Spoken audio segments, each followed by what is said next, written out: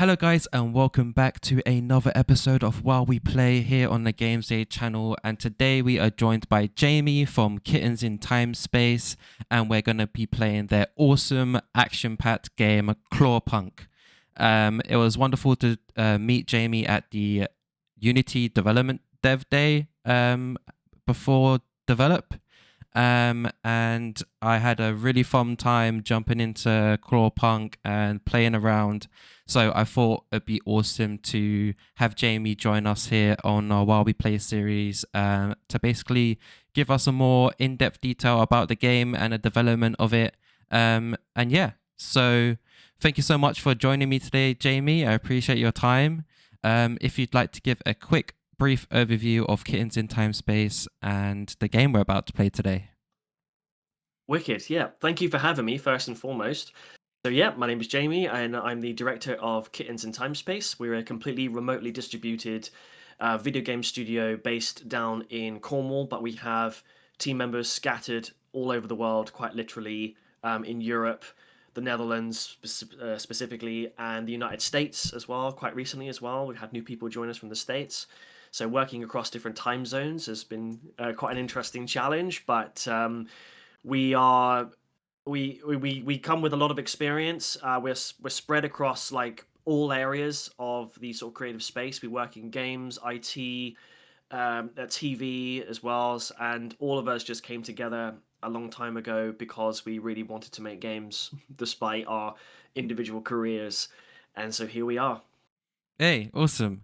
It was really interesting talking to you and getting to know about your game more and your studio and all of the work that you've been doing with Cornwall Games as well. It's really interesting, so we'll dive deeper into that as we play through the game. But yeah, I'm really excited to jump into it. I've had a little bit of time just to play and familiarize myself with the controls and the characters. So, Great. yeah, I'm really excited to showcase all the different variants, type of characters you have, the abilities they have, and yeah, just have a bunch of fun. So, without further ado, guys, let's jump straight into the game and see what it's all about. All right, here we go. So we're in the main menu. We've got our settings, quick gameplay. We're just going to jump straight into play. And we're going to go into normal mode. Like I said, I did jump into the game just to play around a little bit at the start. But yeah. So do you want to give me a brief explanation of what the airfield is, this main hub area, and all of the things that the players can do and interact with? Absolutely, of course. So this is effectively the game's hub stage. So in the story, you've all fled the city, and this is an abandoned airfield kind of on the outskirts. So this is kind of a nice area for the cats to hole up and also bring rescue civilians. So you can see there are a bunch of people already, and this whole section dynamically populates as you proceed through the game. So as you complete more zones, more people start to turn up, and of course as you rescue cats, so some of you were captured at the start of the story. So as you unlock those cats, you can see them sort of just roaming around, minding their own business. Yeah, I love it. So I love this little area here. Yeah. So here we have a hired goon who was, well, hired by the villain to capture the cats in question. Unfortunately, these hired goons only operate by money. So if you are able to get enough currency, in-game currency, so that in this case the chaos coins, those purple coins you can see, Yeah.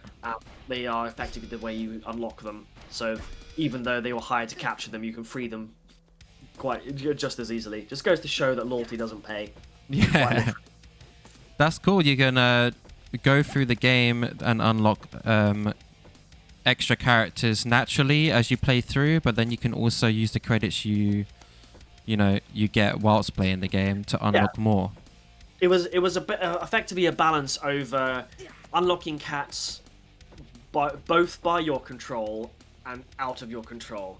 So normally, games in the 90s, early 2000s, you would effectively unlock characters as you go, and you wouldn't have any control over what characters you get.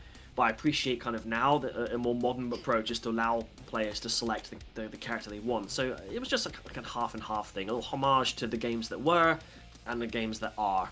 Yeah. All right. So these characters at the bottom here. Oh, sorry, we're gonna ask a question. I don't know. I was gonna say, yeah. What are these characters? These 3 characters at the bottom do here? Cool. So we've got the card wizard in the middle there. So the whole game revolves around the card system, which allows you to unlock and equip cards to cats. So this is our form of sort of roguelike progression, where the cards that you unlock in the game, they give you everything from small buffs to actual mutatable effects. We allow you to equip those cards to each cat. So effectively you can personalize them to give them extra jumps, to getting guns when they start levels.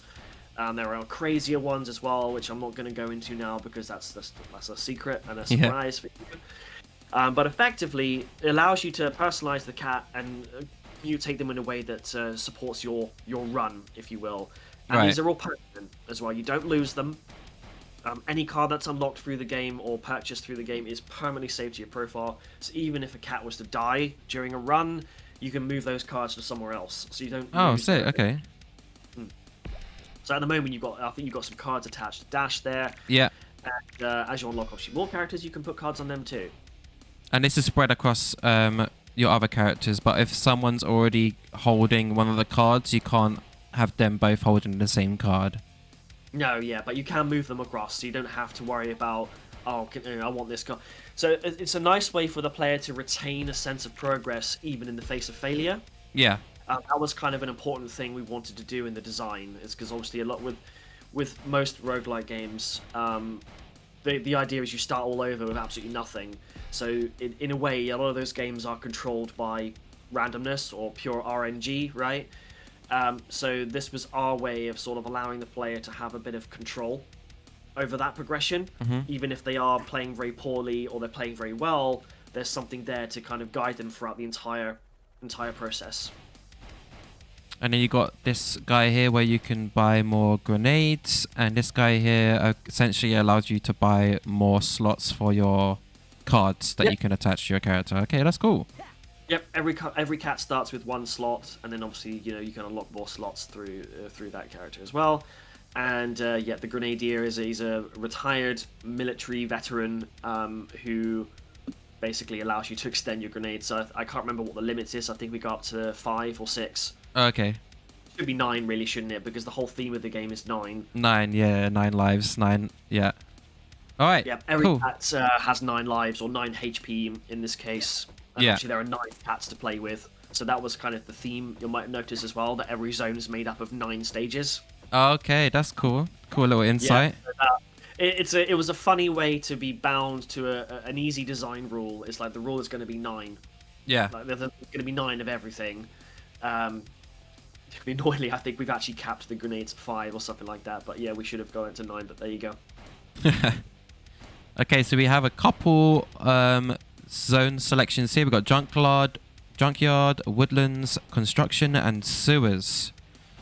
So I think we'll just start with the junkyard at first, because it's the first one at the top. Yep, so every zone is themed around a particular pattern, if you will. Junkyard is all about close quarters combat. The woodlands is all ranged enemies, so a lot of gunfire. The sewers is all area of effect, so lots of enemies that self-destruct. So the idea is to keep kicking them away before you kill them. And then finally, the construction zone is all about flying enemies. So a lot of aerial battles.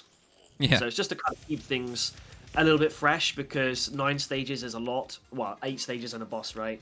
There are a lot of stages to get through. Excuse me. So the idea behind it was to try and break up that repetition by making the zones feel distinctly different. Okay.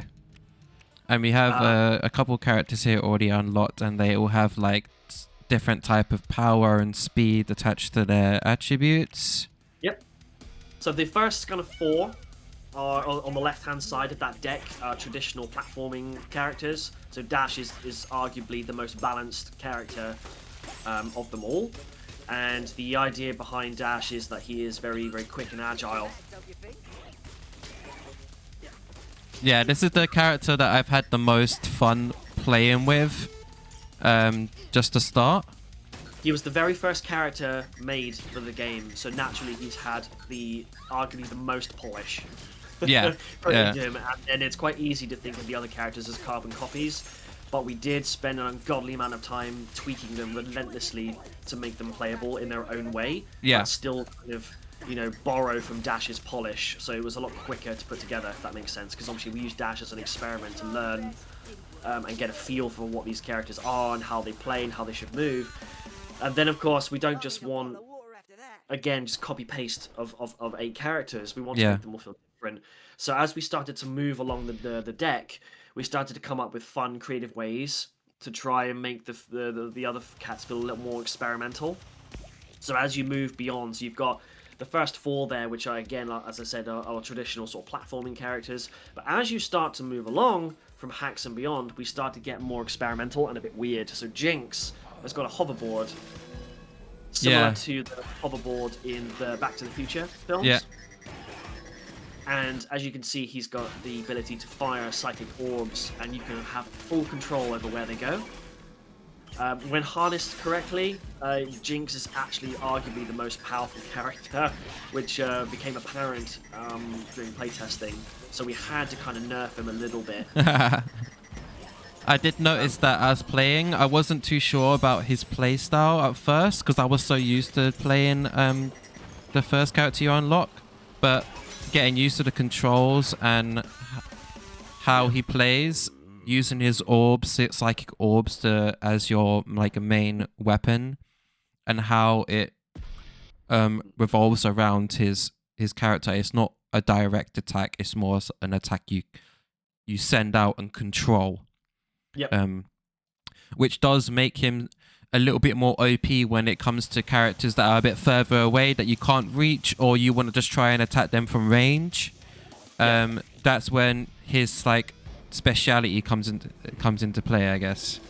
Yeah, as you can see, you can absolutely obliterate the stage very quickly. Yeah. The other things we wanted to do in this game is to make sure that the player can feel like an absolute badass. It was inspired by Doom, actually started development. Would you believe it? So it was 10 years ago. Oh wow. Yeah. I mean, a lot of us worked full time in the early days, so that means the only time that we could put into games was the evenings or the weekends, and that became more and more difficult over time because eventually I had children, and obviously so a lot of my time was taken up through that. Yeah. So to start making a bit of a decision about whether we wanted to see this through to the end, or do we just continue treating it like a hobby project. The problem was that over the years, as we know, rage mode, yes, I'll come back to that. But as we know, over the years, the games industry changes perpetually, rapidly. Like it's evolved so much, for better, for worse. And at the time when we started prototyping this back in 2016, roguelikes were still like very much at the highest point in terms of playability, and everyone was playing them, everyone was making them. So we just kind of joined in that, because it was when like sort of Nuclear Throne was still quite early. I mean, Spelunky yes. at this point, and obviously Binding of Isaac had been out for a while at that point, but we hadn't seen many roguelikes at that time until, of course, fast forward to now, there's like a roguelike releasing every day practically. So we were left behind pretty much, because whilst every trend, because then we saw the release of games like Hollow Knight and everyone started to fall in love with Metroidvanias. Yeah.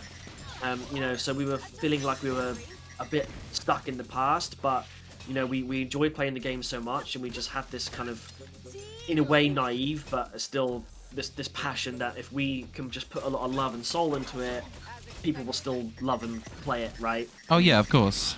Everyone still plays these types of games now, regardless of kind of the trends that we're seeing now. But unfortunately, when it came to sort of trying to find a publishing deal, it was very difficult.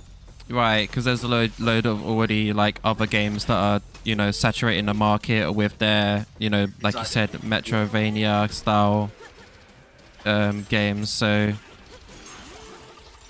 you've got to still find your place in the market and capture the players. Pretty much, the vast majority of the feedback was exactly that.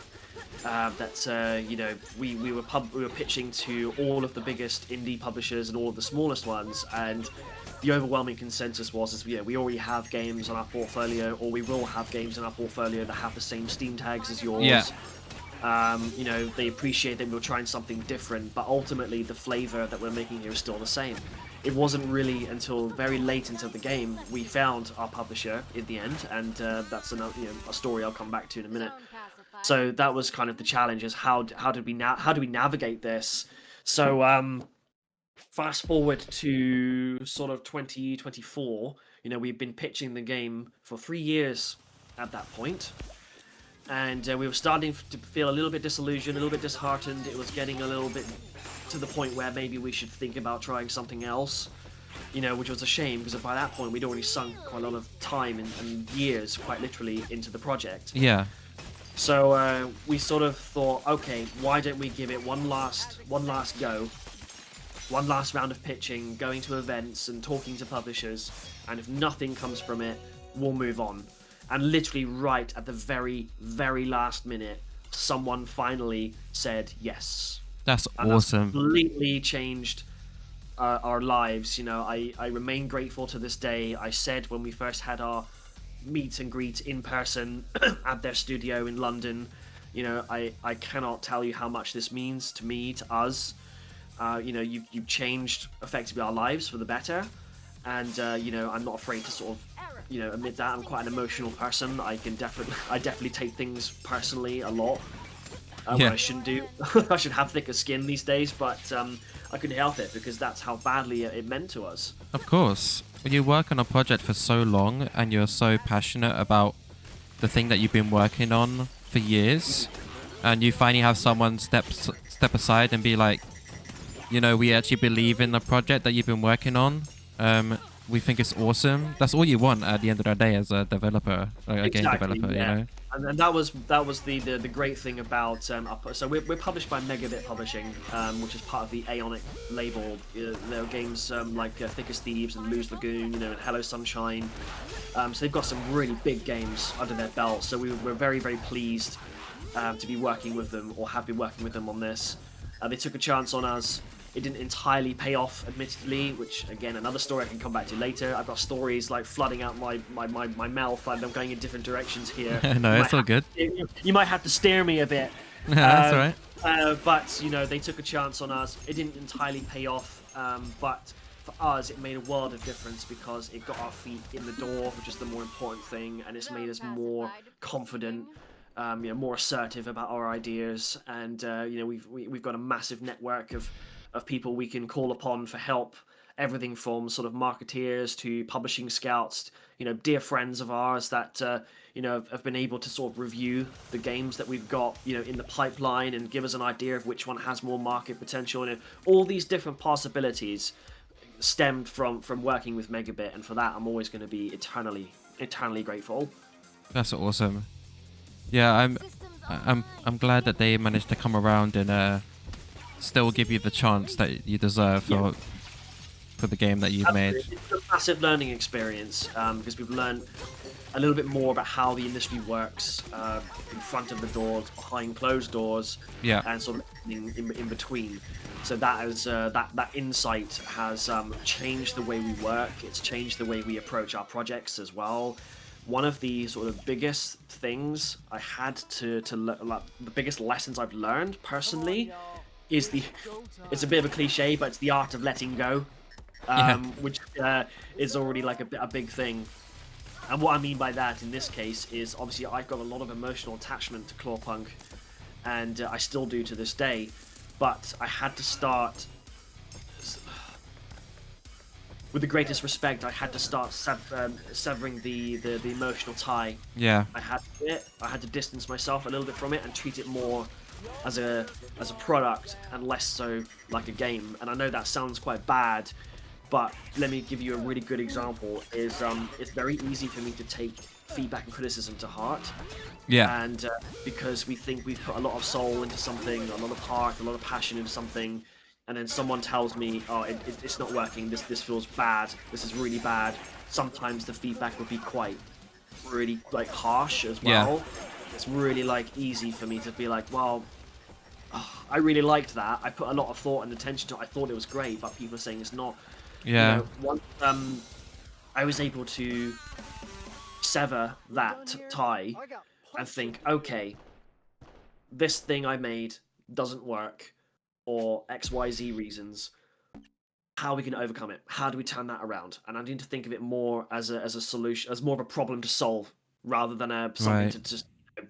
to get so down in the dumps about. People aren't going to like your game. Not everyone's going to like your game, No. and that's just the way of it. We know that gamers can be fickle. They can be supportive. They can also be trolls. They can also be harsh, but they can also be, respectfully critical. Yeah. Yeah. I So think trying to find a balance when you're bringing out a game like your one, yeah, it's an interesting one. Trying to grab people's attention that want to play your game and become part of a community that really enjoys playing your game. yeah, And obviously, when there's so much other games out there, it's yeah, it's just difficult to try and maintain that. But yeah, I totally understand your point of view behind trying to, when you put so much passion behind a project or a game like this one and so many years, and then have to realize that it's time to move on, or try and make something else or something new. It's like letting go of a child, like letting go of something like so nostalgic to yourself. exactly. Yeah, that was the biggest lesson I've learned, and for that reason, I've always, considered myself to be a lifelong learner. So, I've dedicated my life to sort of academia. I come from a very strong academic background. I have a PhD in computer engineering. Oh wow. When it came to sort of the decisions around Clawpunk towards the end, it got easier to make those decisions, because at the end of the day, it's a game for us, but it's also a game for everyone else in a way. And whilst we're never going to please everyone, we can do our best to try and solve the more noisier, if you will, bits of feedback. Case in point, like an example, is a lot of people hated Jenny because of how she played. Right. She's a chainsaw maniac, and Hannah Baxter-Eve, who did the voice for Jenny, did an amazing job in bringing her to life. The downside is that not many people liked playing as her, and when we had a round of feedback from the publisher and from playtesters, the feedback was plain to see. We hated this character, but we love this character. Right. So what we do to turn that around? So it's like, okay, I don't necessarily like Jenny, but I don't mind playing as her, and that's what we wanted ultimately from Clawpunk. Is you've got 9 characters to play with. I don't expect you to like them all. Yeah. But have a clear favorite, and ones you can tolerate, and ones maybe you don't like, but they have a place somewhere. Yeah, it's like we've done our job. Yeah, exactly. It's like a fighting game or any other game where there's multiple characters for you to choose from. You're always going to have your favored character and then your least favorite character. Like people like Ryu over Ken, or even though they're quite similar. I don't know. It's like, it's interesting how people come into a game. They immediately try all of the characters, especially like a game like yours where there's a variety of different ones. And you're also giving them the opportunity to play them as much as they want and learn all of their skill sets and their abilities. And then once you've played through all of the characters, you're like, okay, I really like that character the most. And then majority of people will just stick with that character for the rest of the game, or try and play with that character mainly throughout the rest of the game. Yep. That's exactly what we were hoping for, and you might notice as you play more, like with Jinx, for example, he absolutely demolishes the junkyard zone, but actually Jinx kind of struggles in the woodlands because of all of the ranged combat, because he's vulnerable when you're using the orbs. So a lot of the cats flourish in certain environments, but they might struggle in others. But that's not to say you can't play as that character in those zones. Yeah. So I've got a little insight because I played this at the Unity Dev Day, so I kind of know what to do here with this boss. Yeah, Barbara's my favorite because Barbara combines a lot of traits that the kid in me still enjoys. Like growing up in the 90s and the early 2000s, I absolutely loved pro wrestling. Right. Okay. I'm an Attitude Era mark, so I used to love like the likes of Stone Cold Steve Austin, The Rock. Yeah. And when it came to designing the first boss, I immediately came to a pro wrestling fight, match, whatever, where you play as against this hulking character who's undefeated. You can see that scoreboard at the background. Yeah. Did you happen to notice the number go up? Oh when you yeah. died? Yes. Yeah. So I'm hoping it still works. We programmed that scoreboard so that when you finally do beta, it should go up to 001 on the right side. I'm hoping that's still the case. But yeah, so this is like a bit of a Donkey Kong type fight as well. Hence all the throwing of all those bombs. Yeah. And the fact that it's in a wrestling scene, you can see the characters in the background. Again, this was the first boss fight we ever made, so she has the most. Oh, you should definitely destroy her now. Yeah. Here we go. Nice, just kicked her off the edge. Funny story about this this part. So that it was always the intention to have to throw her into the grinder at the end. Yeah. It's kind of like it's the Mortal Kombat, finish her. Yeah. Thing. And you'd be surprised how many people didn't know to do that. And that was kind of to our first harsh reality is that we seem to be, with the greatest respect to everyone out there, in a very tutorial heavy time. Yeah. Where everything needs to be clearly signposted.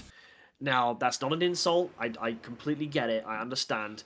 But I was quite surprised initially just how many people didn't know to kick her into the grinder, even though we tried to make it somewhat obvious with the spinning blades and the fact that she was standing there like, dazed. Yeah. So we had those signs. Yeah. You got. Would you believe it? People still didn't understand, even though the arrows were pointing down at the grinder. The people still didn't realize. But I think that was more of a conflict with the design of the kicking mechanic. So the kicking mechanic, which allows you to, obviously, you've seen it a few times. You kick barrels into things. You can kick back the barrels and the bombs against Barbara as well. Like we thought that with enough practice, you would immediately get it. Then we added the flashing effect as well to make things that are kickable flash. And people still didn't. So in the end, we just had to kind of make it blindingly obvious, so that when you kicked her once, she flew across the. Yeah. Yeah. Because in the early demo, she could recover. Okay. So if you didn't kick her into the grinder in time, she would come back to life and replenish her HP as well. But to be fair, she would the damage multiplier goes up, so it doesn't take anywhere near as long to bring her health down the second time. So we thought at that point, if the players weren't getting it, there's something wrong with the player. But that's a bit of a backwards approach. We had to be quite empathetic to the player, so that's when we added the tutorial mode in the main menu that basically tells you how to do the kick, and you have to do the kick action in order to progress.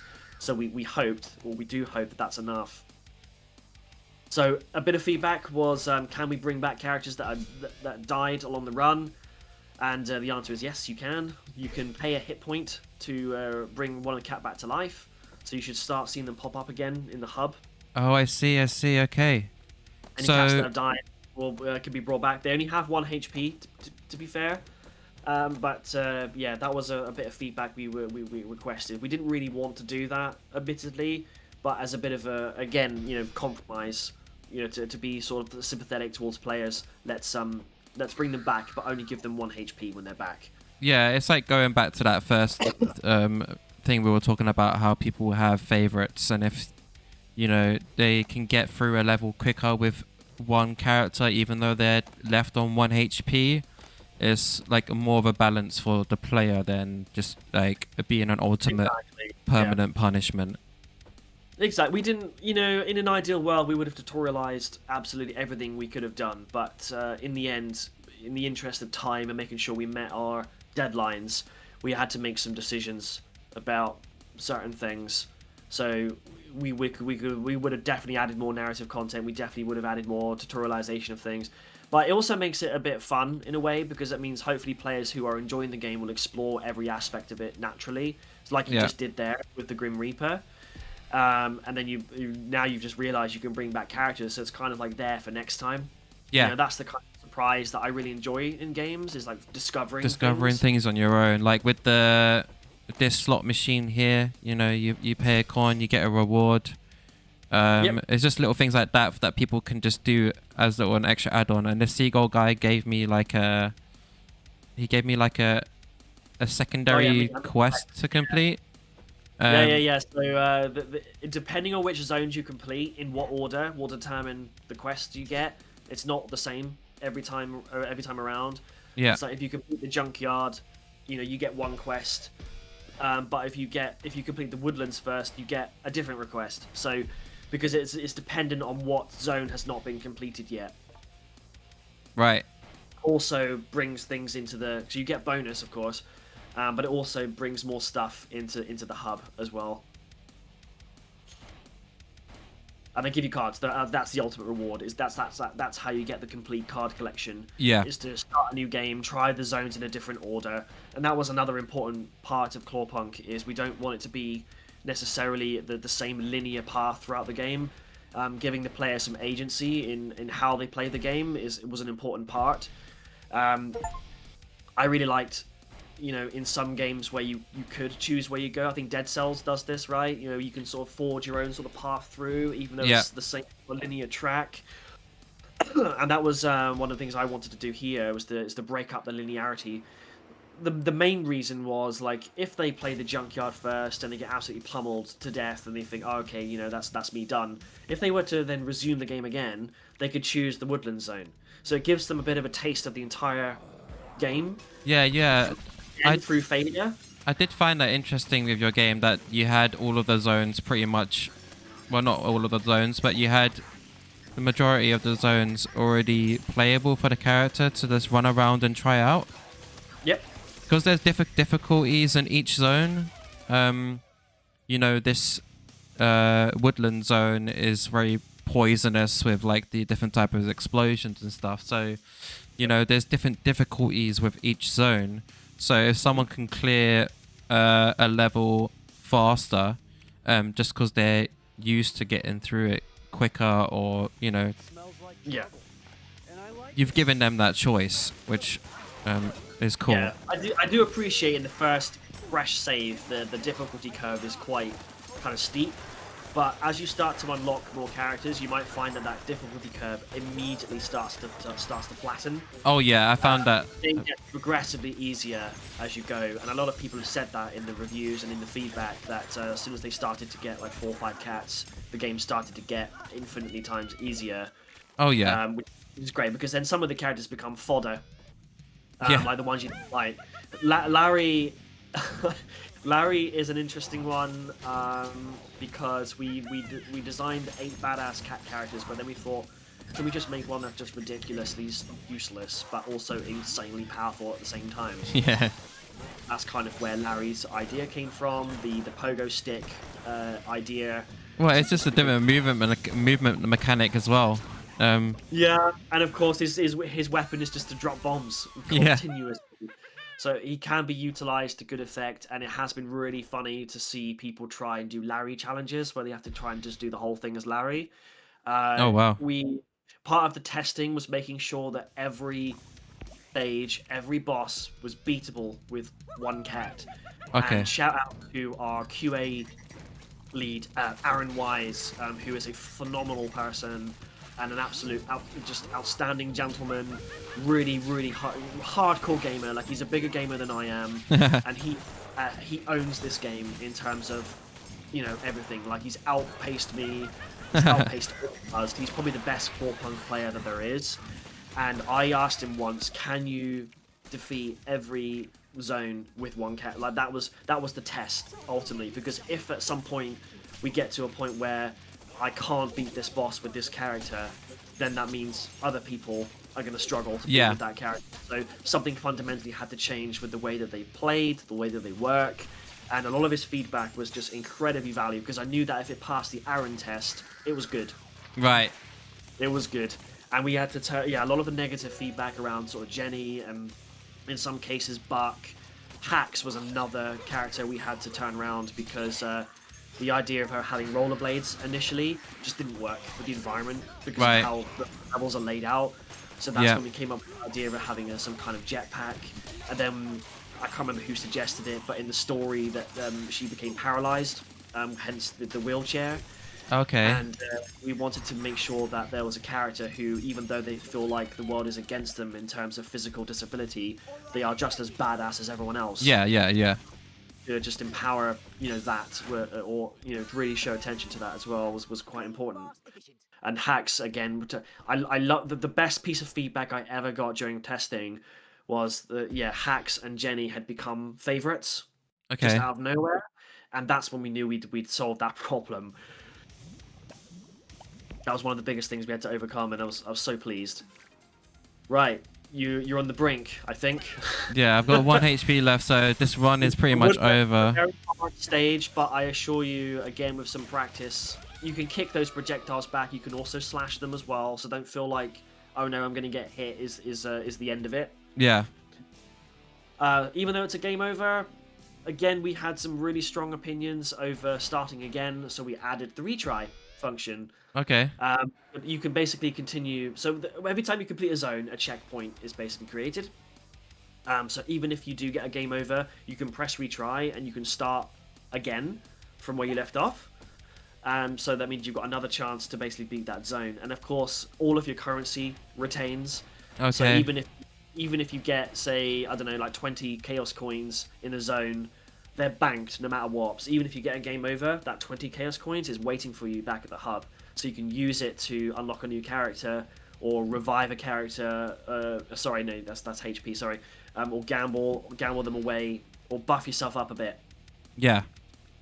Any cards that you've unlocked is also permanent as well, so you can immediately use them, which is a great thing as well. So we're trying to give the player a lot of hand holding in a very subtle way, without outright telling them that we're hand holding you. Yeah. Yeah, you need to give them the assistance, but let them control how they want to be assisted. Yeah, so getting that balance of discovery versus, an outright message that says, do this, Yeah. to do this, is a very hard thing. And again, I really hope that we've got the balance right. The reviews of the game have been very solid as well. We've been averaging sort of 8 out of 10 in most places, and we've got an 81 Metacritic rating as well for this. So I think we've done our job well to a point. There's a lot of feedback we definitely take on board. So if there was an opportunity to build a new version of this game or a Clawpunk 2, we've got so much feedback to lean on to make it a much better experience. Yeah. A lot of it's balancing, and I get it. It could be overwhelming, all the explosions and stuff, and in those kind of situations, it is kind of sink or swim.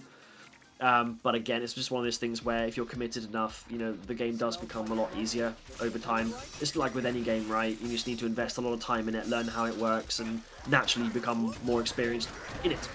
Yeah, exactly. Yeah. You're not gonna. The games isn't gonna be easy enough for you to be able to complete first try. It's quite impossible to have a game out there where, you have to punish the player so they can come back and try again. And I feel like that's why. Yeah.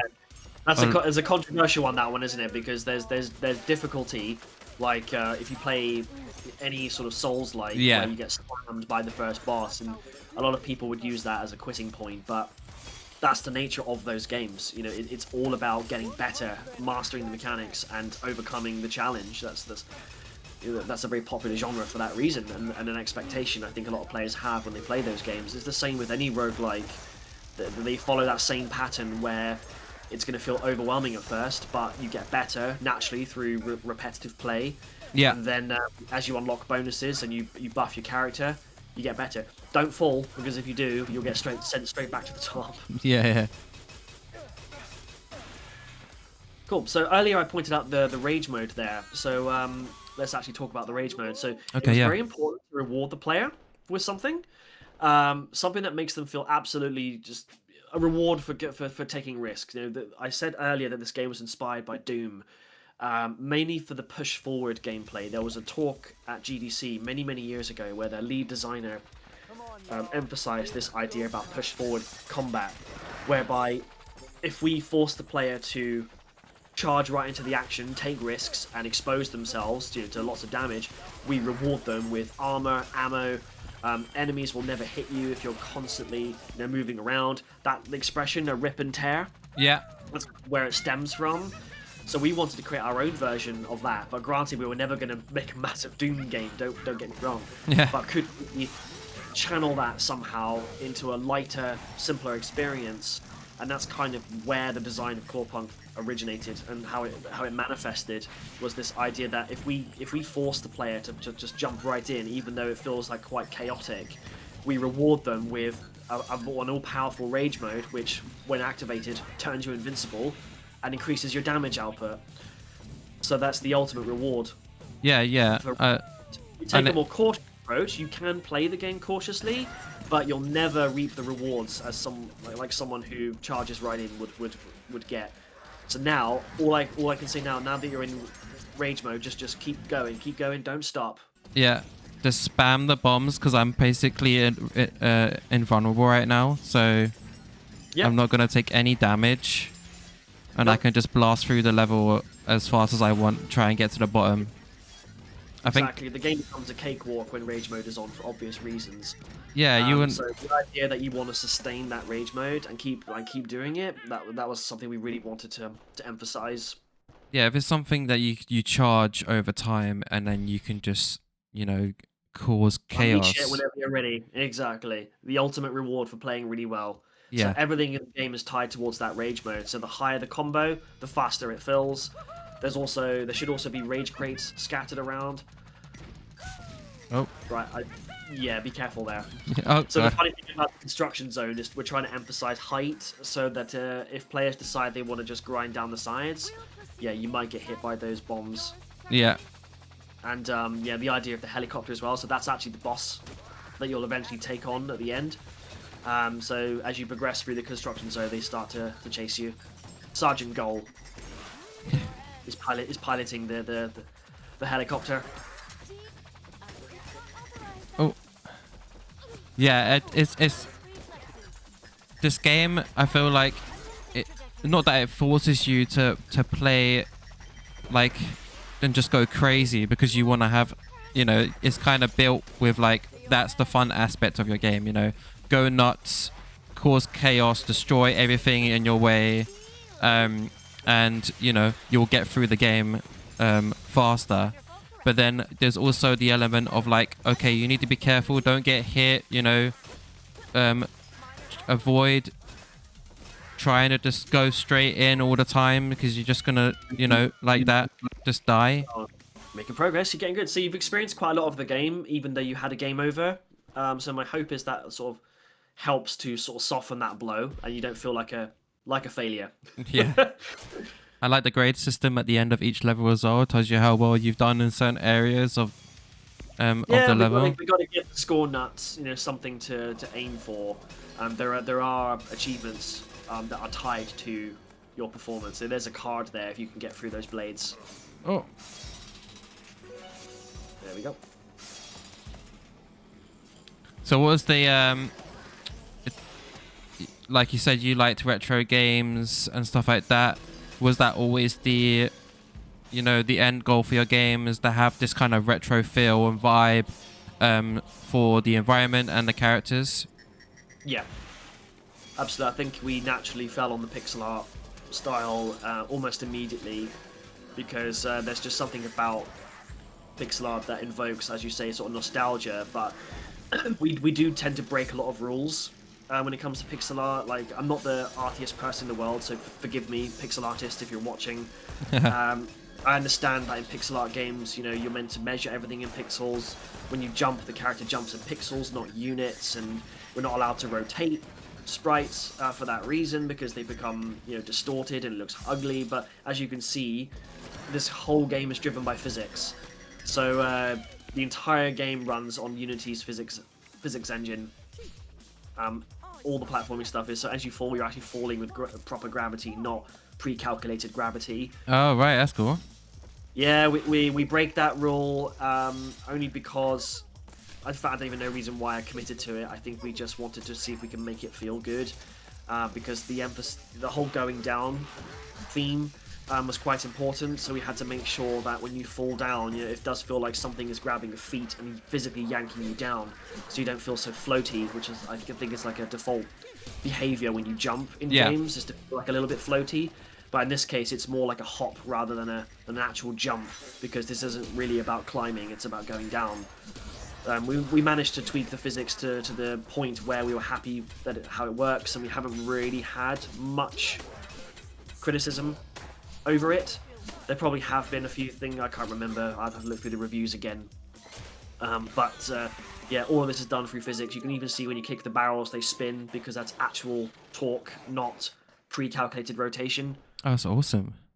Which is why I think like indie games are incredibly important now, because we're seeing so much creativity, so much innovation in that space, and AAA games need to start paying more attention to that. I mean, and this is a whole debate for another day, right? But games like this and other games are so important in that regard.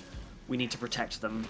And 100%. I think, yeah, big companies need to learn from this and realize that if you just make a game that is just pure fun and love and everything else in between, then you should have no problem selling your game. Yeah, you'll reap the rewards from it, and people. I think we're seeing that a lot with how indie games are getting celebrated more nowadays, with like likes of Peak and just the Game Awards in general. There's a lot of indie games out there, and I've always been a believer for indie games and celebrating them and trying to push them, because the majority of games that I do play are mainly indie when it comes to PC, mainly. Exactly. And with all that said, this game, this is why it's so important to me. Even though I was talking about earlier about severing that emotional tie, I still have that emotional tie to this game. I just compartmentalize it when I have to. I suppose that's a better way of looking at it. Yeah. Because this game was meant to be a tribute, a homage, if you will, to games of the past, with a bit of a modern spin on it. So it feels like players new to gaming can play this, and gamers of a bygone era can also play this game and get something from it. Yeah. Whether it's the pixel art or it's the chaotic gameplay, that combines things like procedural level generation, all these modern mechanics that weren't possible back then. This game has a bit of everything, something for everyone. Even though it targets a particular audience, there's something there for everyone to enjoy. I definitely feel that from this game. Like there's so much chaos and elements to your game that's, there's parts of your game that's gonna satisfy all different types of gamers. You don't really particularly have to be a Metroidvania fan or a roguelike fan or anything like that. If you just like to cause chaos and destroy things, you can still have a load of fun and do that at the same time. Yeah, exactly. Whether it's a bit of stress relief, a bit of franticness. Left 4 Dead, ironically, was another inspiration for this game. Even though you'd be like, "What? Where's the Left 4 Dead in this?" But for me, playing Left 4 Dead was all about, at the top you're in the porta potty, the portaloo. Yeah. That's meant to be the safe zone, like in Left 4 Dead. So it's that feeling of I'm safe for now, but the moment that door opens, carnage. Yeah. Because if you're playing against a team of infected who know all the hiding spots and play that game relentlessly, you knew what was coming. So it was like your heartbeat just starts to accelerate the moment you come out, and then when you hit that safe room at the end, it's like breathe, okay. Yeah. But then the carnage doesn't stop. No. You go to the next stage, and that process repeats. So that's that part of the game was what we also wanted to inject into this. Oh, you definitely got that. Character, it's like, okay, I'm going to breathe for a minute, but as soon as you come out, it's all systems go. It's not for everyone. I get that, but I like to think that that was one of the stronger aspects of the game, was that feeling of endless carnage. Yeah. Michael Bay thing, if you like, explosions everywhere and just nastiness. As you can see, it's non-stop. I was gonna say, I also feel like with your game, like as much as there's like technical elements to your game and strategies on how to play the characters, and you're gonna get through the level better if you know exactly how they all work and stuff. But also there's an element to your game where like you can just run around, cause chaos like this, and still be able to not really have to worry too much about, oh, I need to play this character the way that it's intended. I can just go around and cause chaos and still get through the game. Oh, boss fight time, I think. All right, let's see. This is another boss.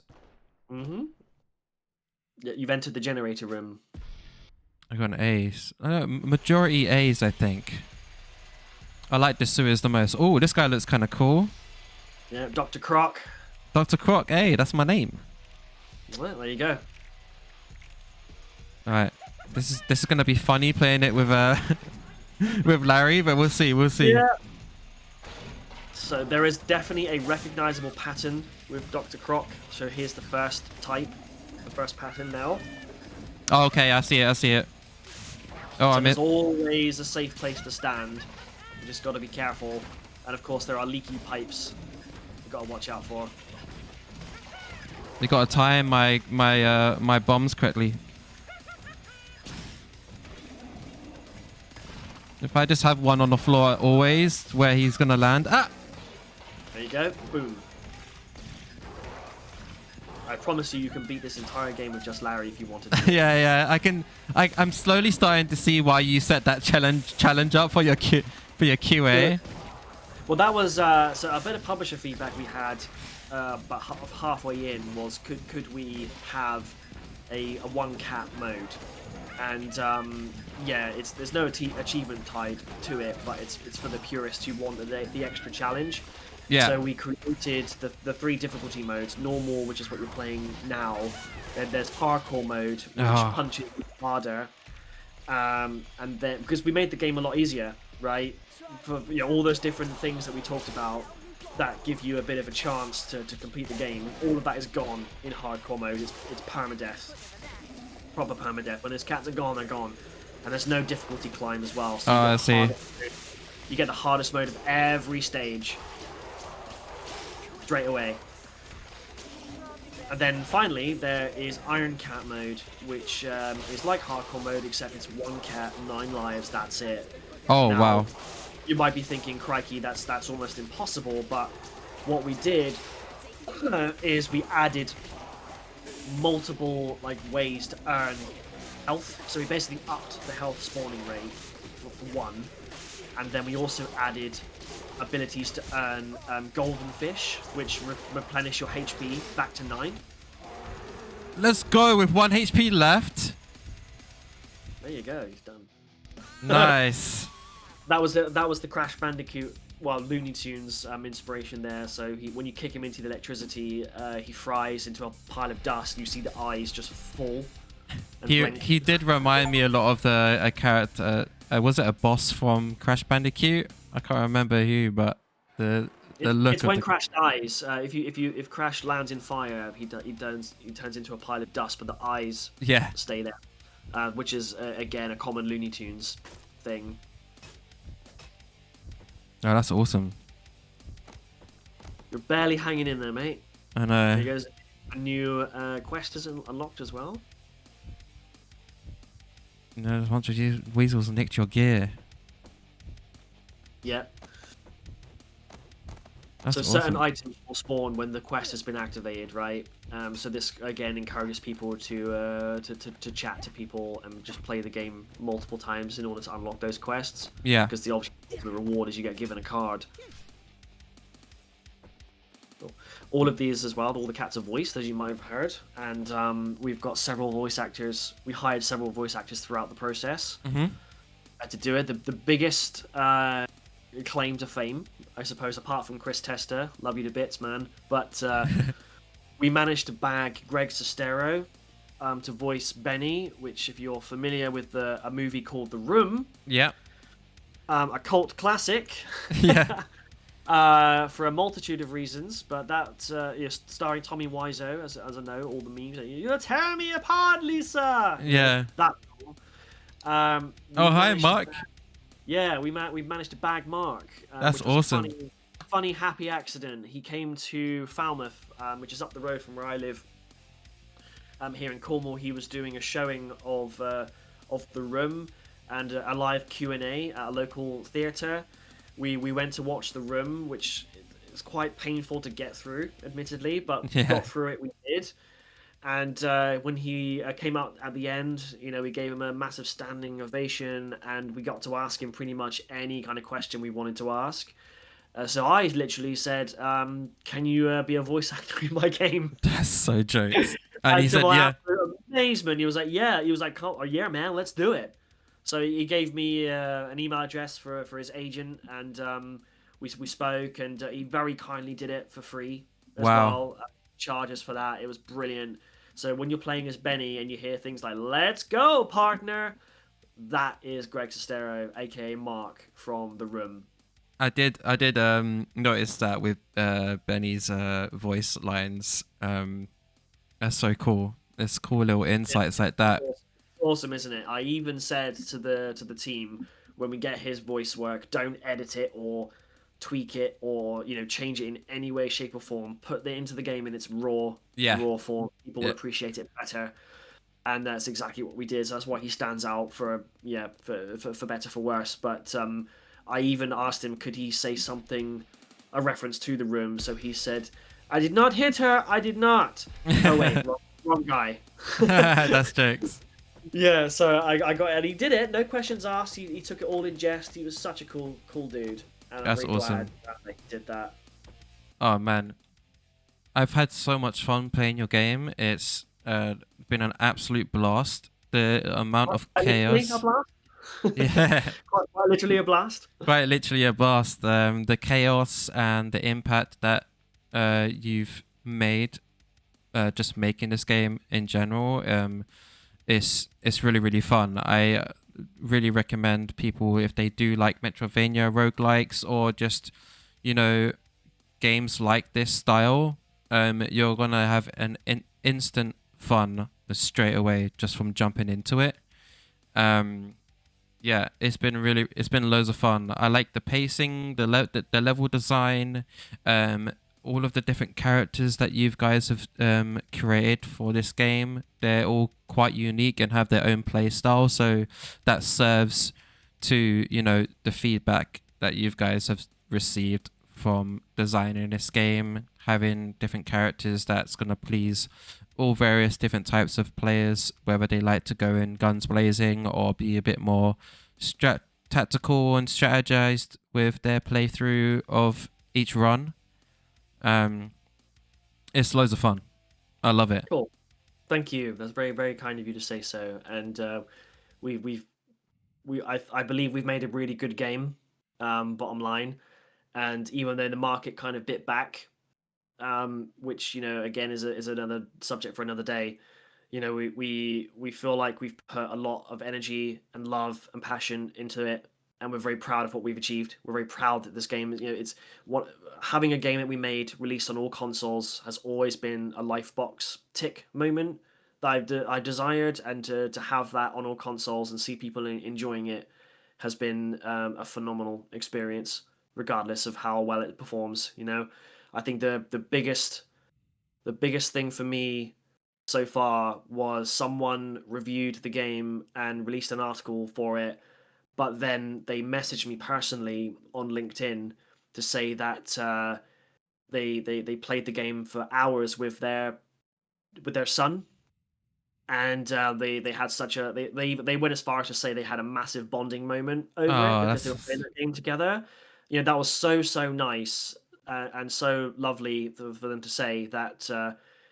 People could say bad things about this game and I wouldn't care, because that person yeah, took the time out to say that really nice thing, and that's why we do it. 100%. Ultimately, yes, we would like to make some money so we can continue making games like this, but it's comments like that just make it worth it, regardless of how tough it might be. So for any indie devs out there who are struggling or finding this to be too much of a task, just don't give up. Persevere. If you want this really badly, you'll go ahead and do it. You Yeah, go ahead and do it. that's exactly what you want. But everyone else, please do play this game, and I really hope you enjoy it. Please leave a review, whether you liked it or not. We like to see engagement. We like to see reviews, and We want to know what we can do better. That's our philosophy. We're always here. We're always here to learn and to listen. Yeah, 100%. Obviously, guys, if you do want to grab this game for yourself, I will leave a link to their Steam page in the description down below, so you guys can go and grab this game yourself. Leave them a lovely review. It goes a long way and is a huge impact for indie developers like Jamie. But yeah, I've had an absolute awesome time playing your game. It's been loads of fun.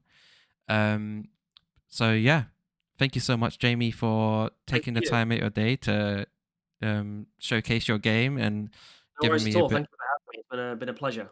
Yeah, 100%. So yeah, guys, thank you so much for watching today's episode of While We Play. If you do like this series and you want me to create more episodes and talk to indie developers like Jamie, or if you're a developer like yourself and you want to be part of this series, leave a comment down below. Make sure you like, subscribe for more videos, and we'll catch you in the next one. Bye, guys.